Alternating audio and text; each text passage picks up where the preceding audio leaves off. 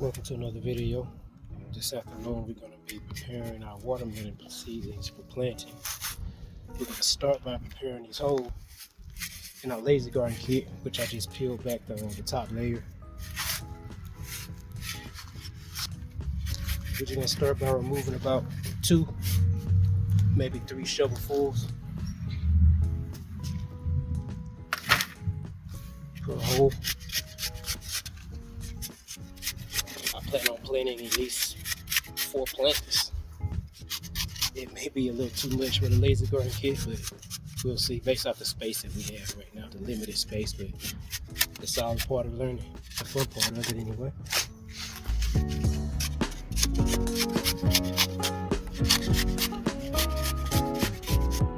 What we're going to be adding to these holes for organic matter material is going to be chicken manure. About 30% will go in this hole, and the other 60% will be the rest of this native soil mixed in. But at the very bottom of the hole, I'm going to amend it with with some bone meal and some potassium, so that when they begin to grow and begin to fruit, I already have that available to them at the bottom. Also, I'll be adding some calcium, the eggshells that you saw previously in the last video, also to the bottom. Just kind of give them an additional dosage of calcium. Kind of help with that blossom end rot a little bit.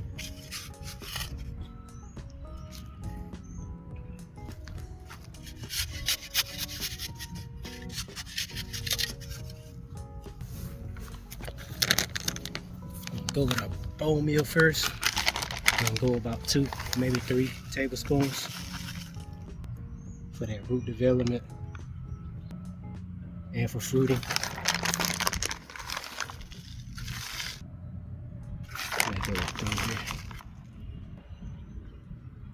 No, it won't burn your plants. Bone meal is a slow release.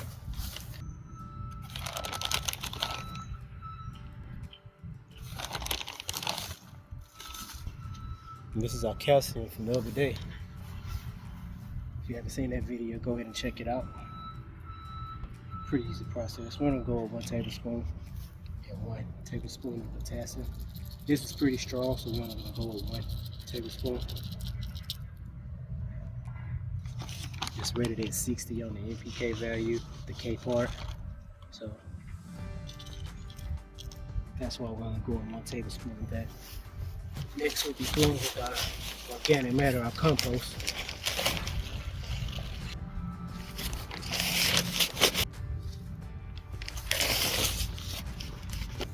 Finally, we're going to go back with our native soil, which down here where we are, our soil has, which is good for drainage naturally. So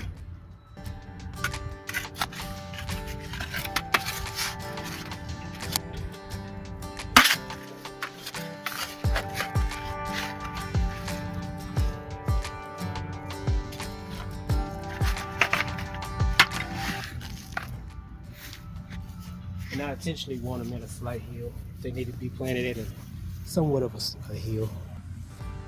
And this end of our garden kit, it kind of has a slight slope anyway, so I do need to elevate it slightly anyway, so both will do it justice. I'm going to take that and just mix it in slightly, not touch the amendments that we put in it previously at the bottom.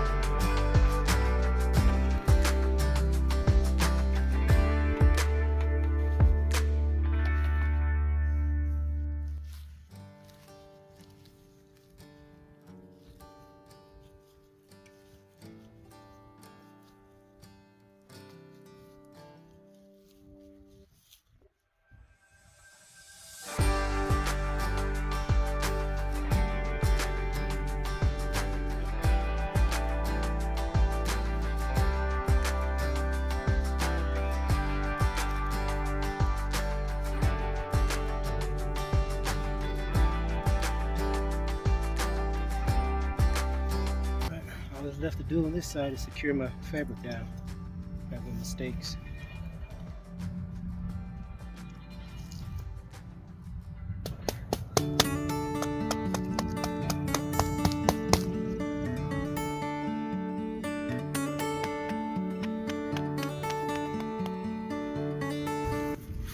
That's it. We're gonna be doing the same thing to the opposite side. So no sense watching this all over again. Just gonna be a wash, rinse, and repeat. And I'll see you guys when I get ready to put these in the planting hole. Alright, it's now time to plant. I have two varieties. I have two crimson sweet and two hype. Well, technically I only have one crimson sweet right now and two. I don't know what happened to one of my seedlings. So that may be a good thing. I'll just direct seed the others, maybe for some succession planting. They won't all grow at once, so you'll have more for later instead of harvesting them all at once. So let's get to it.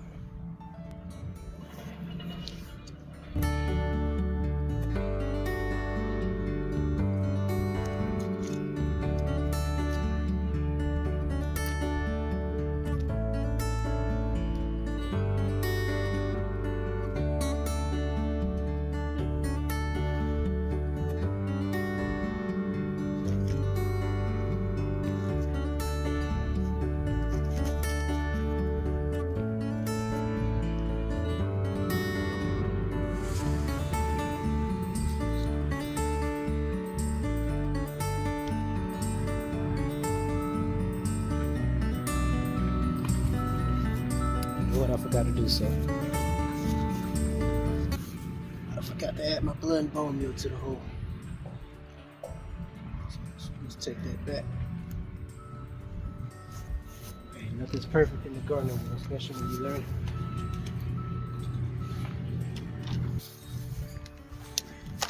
So in the seedling hole, we're just gonna go with blood and bone meal. So I need the bone meal for leaf development, especially in the early stages. Yet the bone meal will still be needed.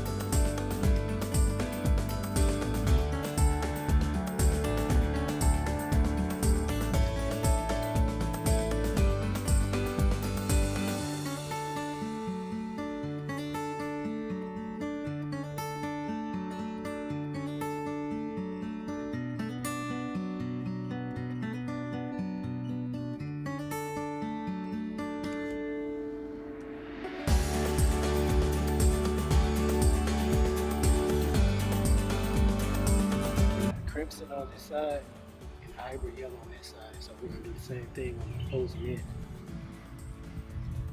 My plan is to have at least maybe one, maybe two watermelons per vine.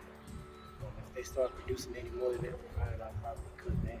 I'll probably have to cut back anyway, being that the garden kit is only 15 by 30, so I'm probably not gonna let it go that way. They will run. So I'm gonna have to control that some way. So that's gonna be my method of controlling that. So that being said, that's it for this video. This is kind of trooping around a bit. So